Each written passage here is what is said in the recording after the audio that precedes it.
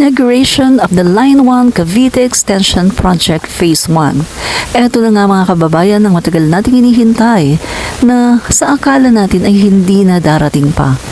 Maraming administrasyon na mga kababayan ang pinagdaanan nitong LRT Line 1 Cavite Extension, pero hindi siya natutupad at hindi po siya natatapos. Mga kababayan, kung hindi po dahil sa inisyatibo at determinasyon ng ating mahal na Pangulong BBM ay hindi po matatapos etong proyekto na to. Kaya pinapasalamatan po natin ang ating Pangulo dahil po sa kanyang determinasyon na tapusin ang LRT Line 1 Cavite Extension.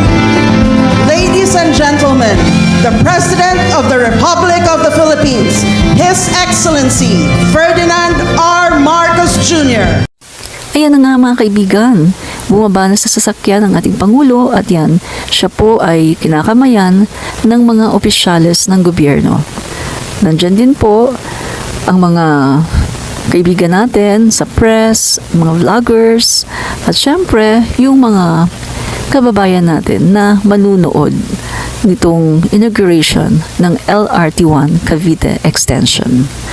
Mga kaibigan, napakalaking ginhawa talaga nito para sa mga Caviteño dahil ito ay bukod sa magpapabilis ng travel time ay makakaiwas pa tayo sa trafiko.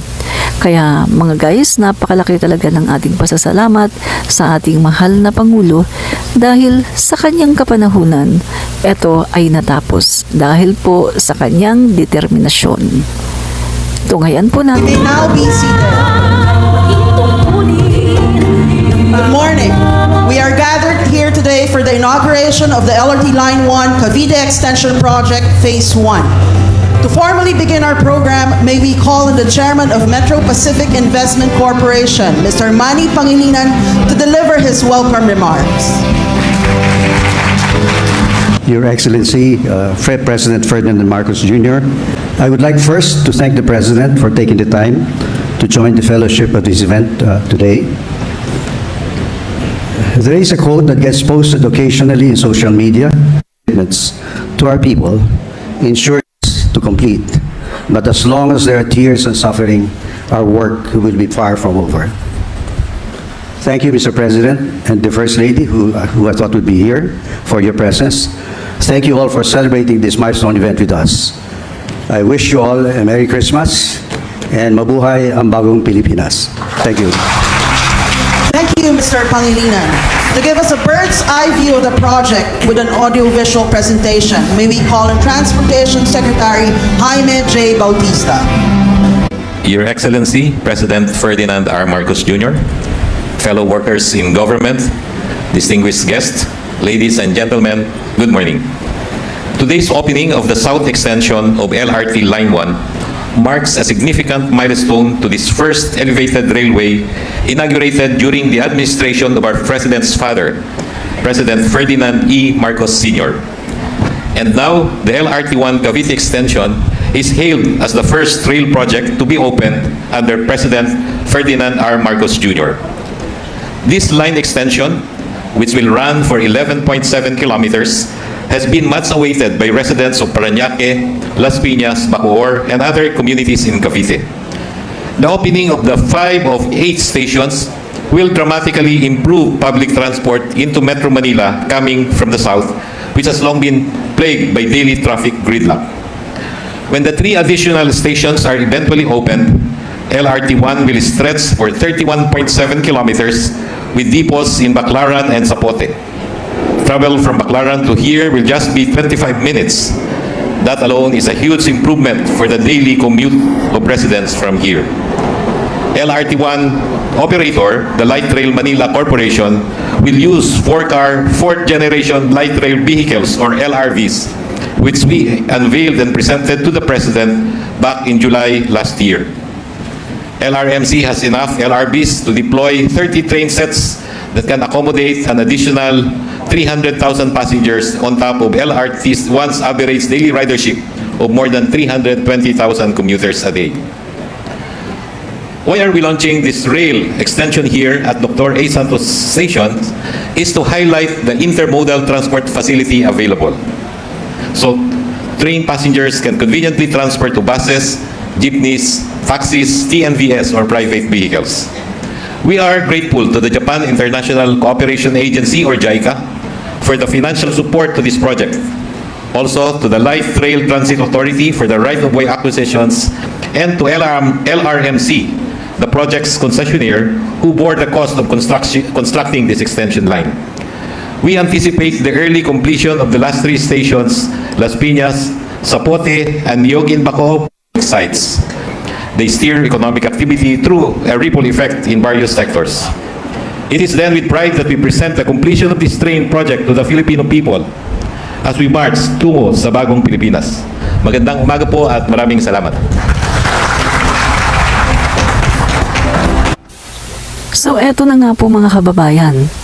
At eto na po, pinapakita na nga po dito mga guys.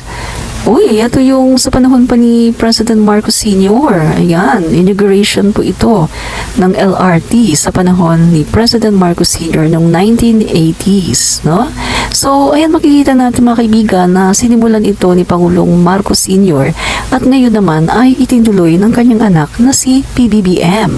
Ayan mga kaibigan, no? So, itong LRT Line 1 Cavite Extension na ito mga kaibigan, yan ay hanggang Niyog po yan, no? So, darating po yan sa Niyog, mga kaibigan, no? Bacoor and then Niyog. So, makikita natin, no? Ang ganda po ng pagkakatayo. Siyempre ba naman, JICA, no? O, ito yung Redemptorist Asiana Station, mga kababayan, di ba? So, makikita natin na talagang pag Japan, yan, matibay talaga yan, mga kababayan. Ayan, titingnan natin. Ito naman yung Mia Road Station. Kung papunta ka sa Naiya, no? Mga kababayan, ay hindi ka na mahihirapan. Meron ng LRT. So, yan guys, tingnan nyo.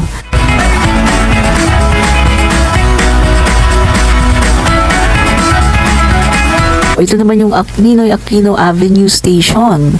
So, yan mga kaibigan, no? Hindi na talaga tayo mahihirapan kasi yung travel time ay mas maiksi na. So, yan guys, yung iba po ay ginagawa pa lang. Ito naman ang PTEX station. Yan ako, dito ako madalas sumasakay sa PTEX. So, hindi na po ako mahihirapan, no? Pag gusto kong pumunta ng PTEX. At yan, Dr. Santos, formerly Sukat Station, mga kababayan. So, ayan po guys, no? Hindi na tayo mahihirapan kapag pupunta po tayo sa Manila dahil pwede na po tayong sumakay ng LRT. Yan, di ba? So, napakaganda po ng design ng train. Yan, mga guys. Thank you, Secretary Bautista. At this point, we shall now proceed with the unveiling of the station marker at the Dr. Santos Station. This marker symbolizes the culmination of our collective efforts to bring modern and efficient transportation closer to the people. May we invite the President, His Excellency Ferdinand R. Marcos Jr. to lead this historic event. Likewise, may we invite Transportation Secretary Bautista and Mr. Pangilinan to kindly assist the President.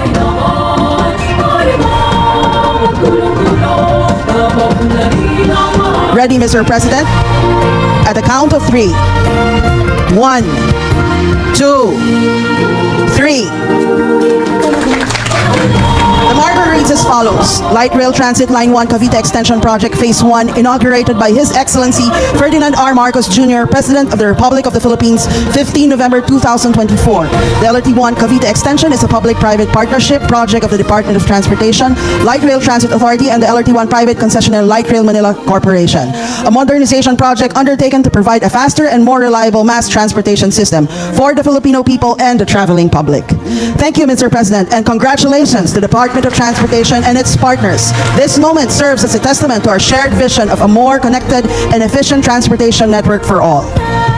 And now, may we ask the Secretary of Transportation, Jaime J. Bautista, to introduce our guest of honor and keynote speaker. Ladies and gentlemen, the President of the Republic of the Philippines, His Excellency Ferdinand R. Marcos Jr. Thank you to our Transportation Secretary, Secretary Jaime Bautista, honorable members of the Cabinet who are excitedly joining us here this morning, the honorable members of the Senate, and the members of the House of Representatives, Parañaque City Mayor Eric Olivares, Metro Pacific Investment Corporation Chairman MVP Manuel Pangilinan, our partners in the private sector, my fellow workers in government, other distinguished guests, ladies and gentlemen, a very good morning to you. Today, we build on the dreams and dedication of those who came before us. The LRT-1 Cavite extension has become a reality because 40 years ago, one man had a bold vision to build a modern transit system. Like many monumental undertakings, the concept of the light rail transit was first met with doubts. It was criticized as a project way ahead of its time, with costs way above what the country could afford and engineering challenges way beyond the expertise that we had. But despite this, 3 years later, after the groundbreaking, the first train started rolling. Rolled into history as the first rapid train system in Southeast Asia. Many people have forgotten that. But the LRT-1 was the very first light rail urban transit system in Southeast Asia. And since then, people who have now discovered the joy of an easy commute. Above all, as one of the biggest and most complicated public works at that time, it instilled pride in our people and reinforced the belief that Filipino talent and ingenuity can always overcome any odds.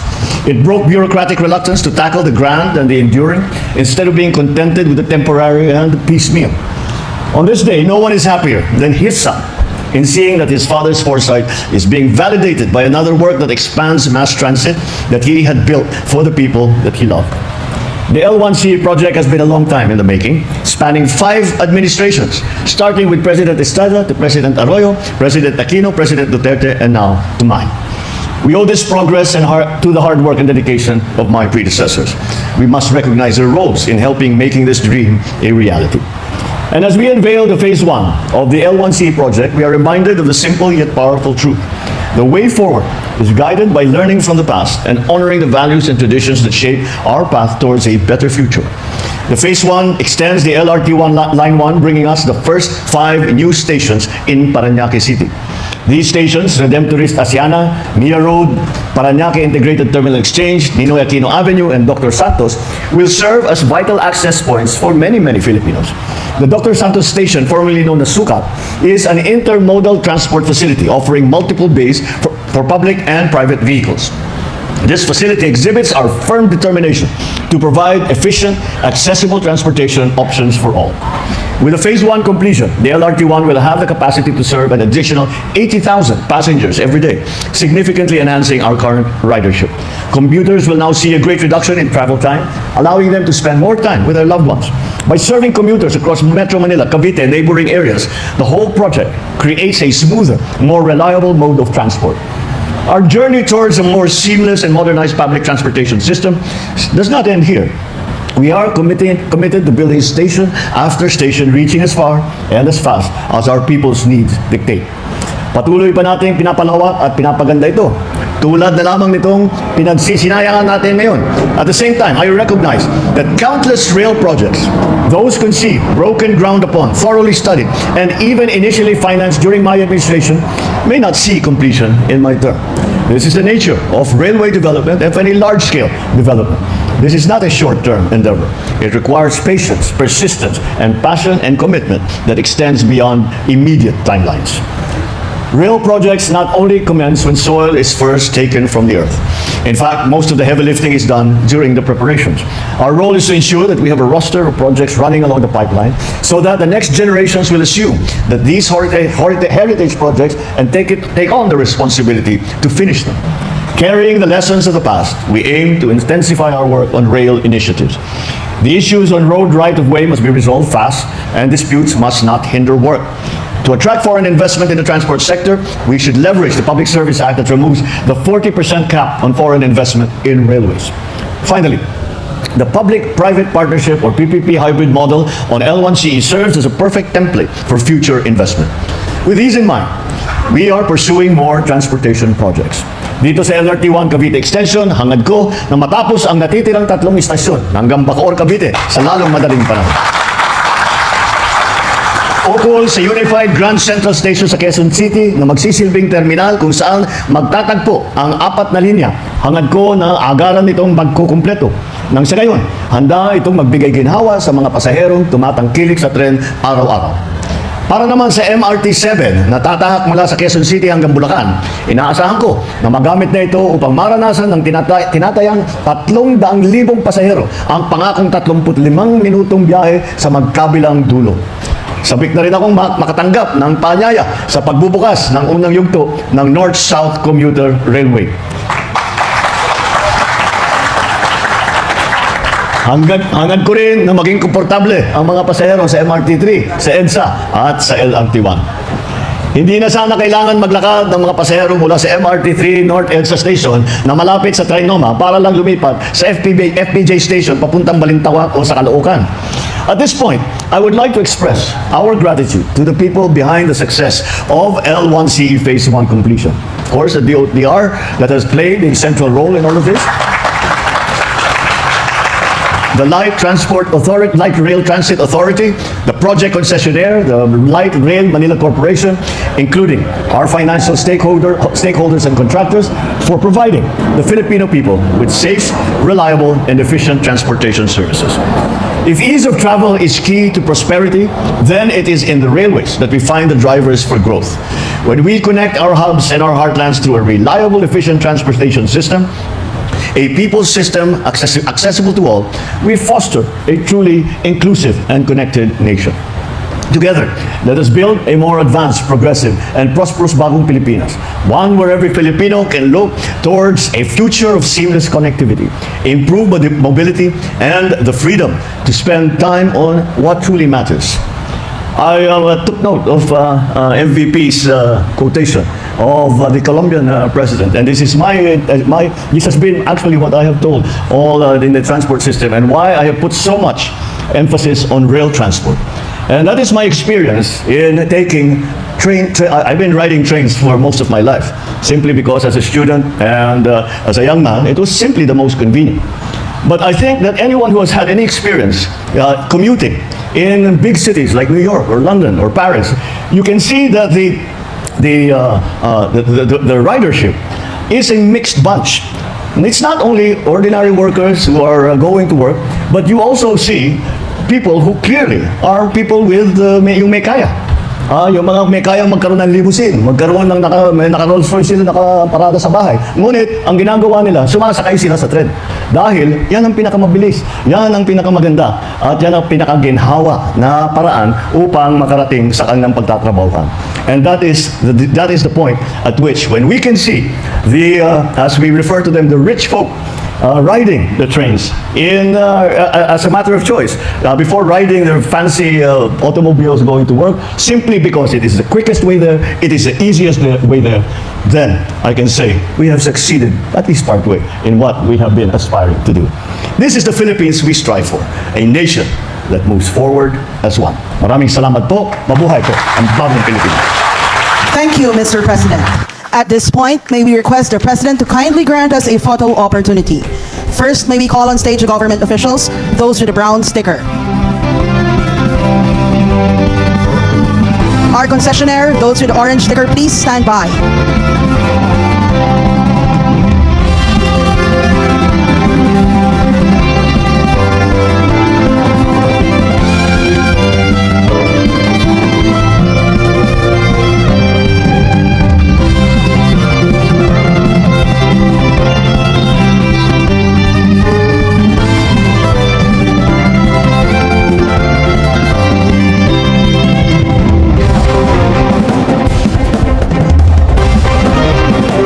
Our concessionaires, those with orange sticker, please stand by.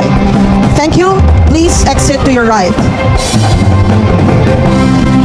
Next, our concessionaire with the orange sticker, you may now proceed on stage.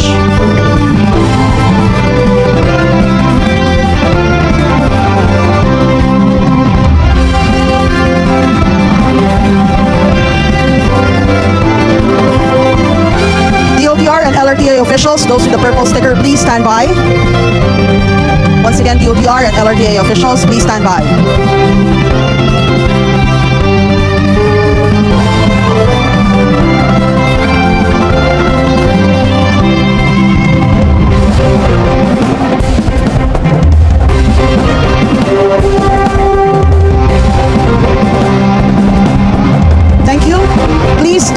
your right. Next, the OTR and LRTA officials, you may now proceed on stage.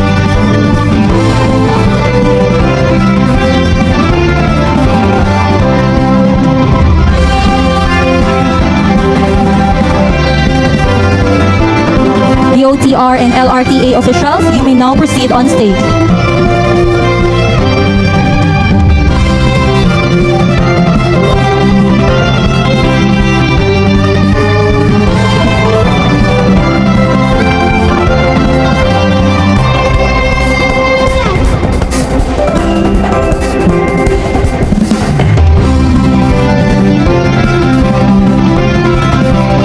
Ready? 1, 2, 3.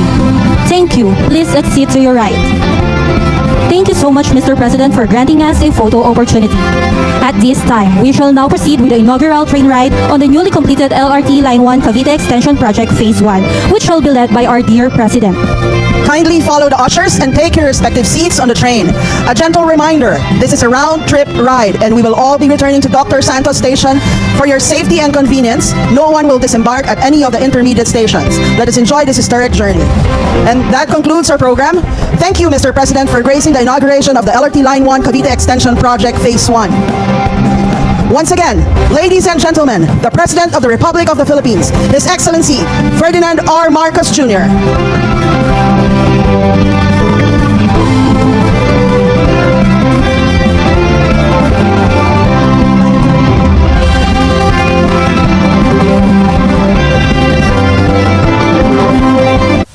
So, eto na mga kababayan, papunta na po ang Pangulo natin doon sa LRT 1, no? At siya po ay mag-trial, no? Susubukan pong sumakay dito sa train. At trial po ito, no? Testing kung okay ba yung pag-andar, kung paano ba, or, di ba? So, testing po ito, no? So, tingnan po natin ang Pangulo natin, no? Malamang mga kaibigan, tuwang-tuwa po siya dito dahil syempre napakatagal na po ito ilang dekada na po ito, 5 administrasyon po ang nagdaan, pero drawing lang ito, no? Hindi po ito nagkakaroon ng katuparan, pero ngayon po, ayan, totoo na talaga. Ayan mga kaibigan, yung mga tao na nag-aantay at yan nga, kumakaway sila kay Pbbm, may hawak sila mga flags, yan. So nag-aantay po sila dito at titignan po nila yung pagpasok, no, ni Pbbm dito po sa loob na mismo ng LRT para yan, Pangulo natin, kuha siya ng beep card, no? Kuha po siya ng beep card para matry po niya kung paano. Yan. So, tinignan muna ng Pangulo natin. Yan. So, yan po mga kababayan, pumunta na po siya. Yan. At marunong kaya siya. Tingnan natin kung marunong. Ay, guys, yan, yan. Yan, tinuruan po siya. Siyempre, hindi naman siya nag-LRT dito, di ba? Sa London, sumasakay siya ng train. Pero, siguro dito medyo iba na, no? Iba na ang mga paraan para makapasok sa loob ng LRT. Unlike dun sa London, no, na hindi naman ganyan. So, ayan na guys, nakatingin na po ang Pangulo natin. Ito, nag-aantay na po sa mga train. Si Sap Anton Lagdameo, andyan pala, no? So, nag-aantay na po ang Pangulo natin sa train. Kasama po niya sina Grace po. Yan, kasama po niya sina mga opisyales po ng gobyerno. Ayan na ang train.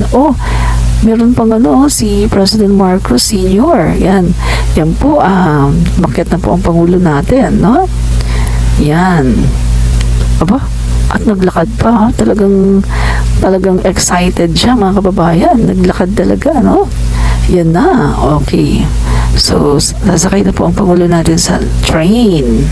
Yan, ang ganda mga kaibigan ng train, no? Siyempre, Japan ang gumawa niyan, di ba? Yan, so ayan na po ang Pangulo natin, nasa loob na, pati mga opisyalis ng gobyerno, tuwa-tuwa po sila, Daga naman, andyan pa si DILG Secretary John B. Cremulya. Meron pang photo off, yan. Meron pang photos.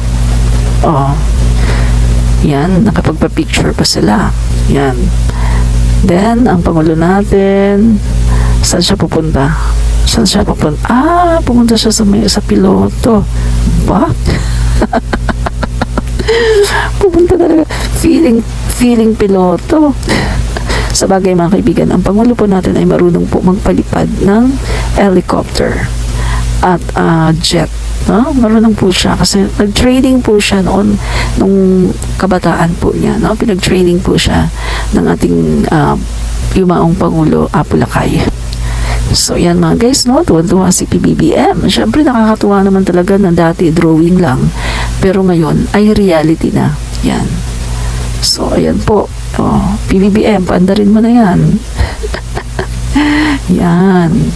So, tingnan natin kung darating yung piloto. Ayan na yung piloto, no? So, alis na si Pbbm kasi andyan na yung piloto, no? So, ayan po. Okay, may kinukuha yung piloto.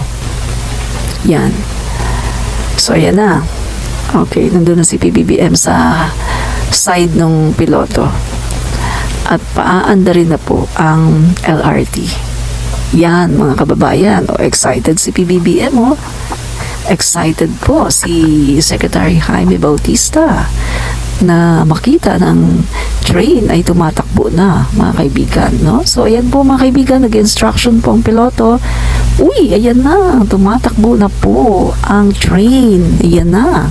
Siyempre, una muna, medyo mahina, no? Hindi man pwedeng pag-arangkada ay mabilis agad. Una, mahina muna. Tapos, unti-unti yang bibilis. Wow! Ayan na mga kaibigan. So talagang reality na ito. So mga guys, huwag niyong palampasin itong bagong train. Sakay na, no? Ako mga guys, I think itong November na to, hindi ko yan palalampasin, no?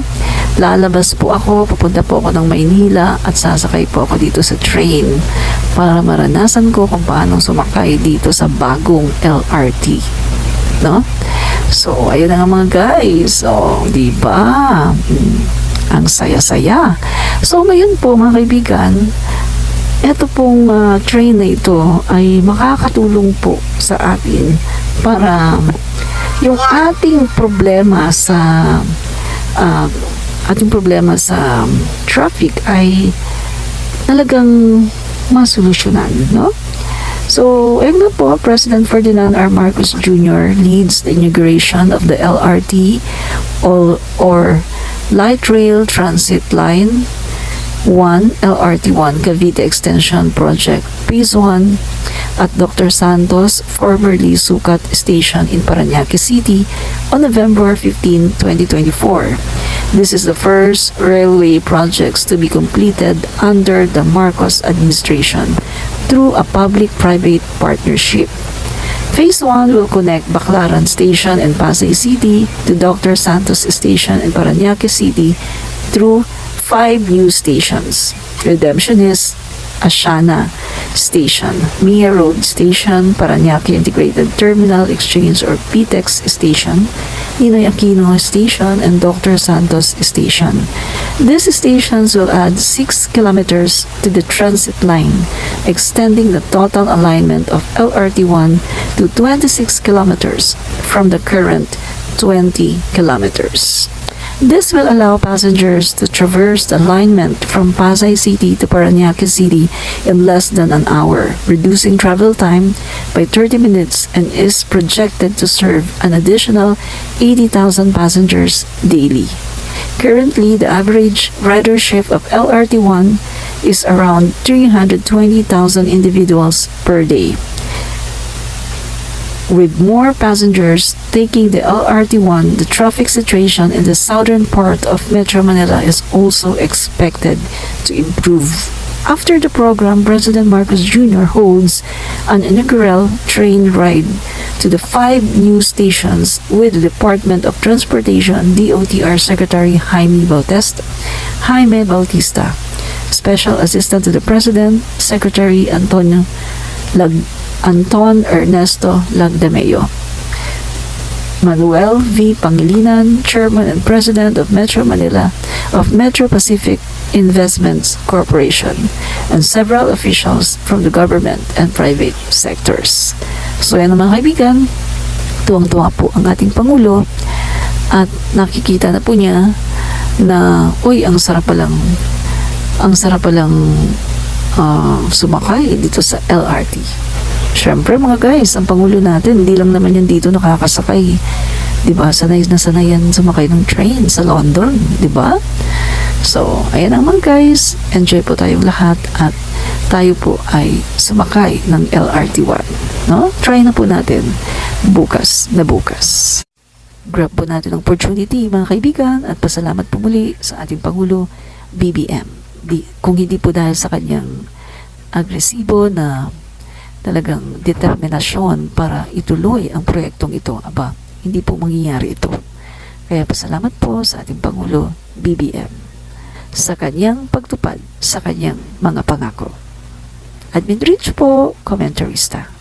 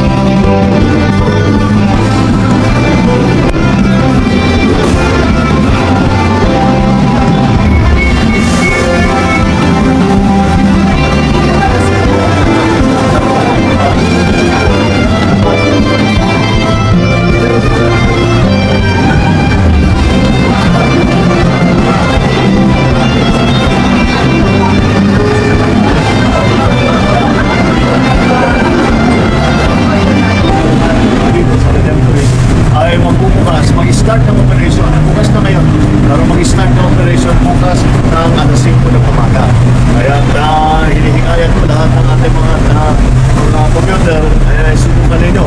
At makikita nyo napakaginawa kumpara sa traffic na nararanasan natin araw-araw. Sir, will there be a free ride? Libre sa sir? Libre. Operated by the private Hindi operated kasi ng papunta dito. Kailangan pang bayaran yung utang. Pero sir, now na malapit na yung Pasko, the timing. Actually, hindi namin inisip yung Pasko. Nagkataon lang. But lahat nga nito mga rail project, basta siya sabi nung gawin namin ang lahat para matagdagan na matagdagan. Napakalaking bagay, napakalaking bibigyan na ginhawa at mabilis, mapag-save ng time at simple lamang ang pagsakay ng rail. Nasanay na rin naman